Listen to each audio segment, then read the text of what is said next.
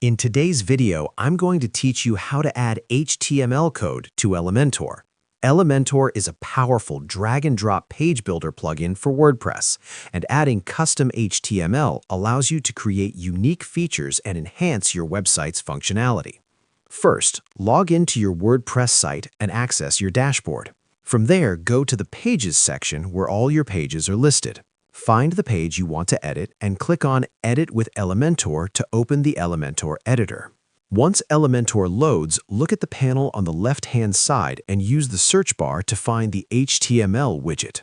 This widget lets you insert custom HTML code into your page.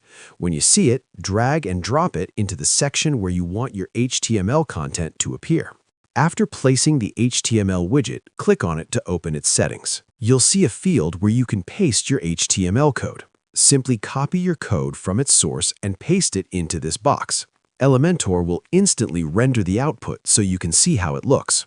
Before making it live, click on Preview to check if everything is displaying correctly. This step helps you catch any errors or adjust the layout if needed. Finally, once you're satisfied with the result, click the Publish button to apply the changes to your website.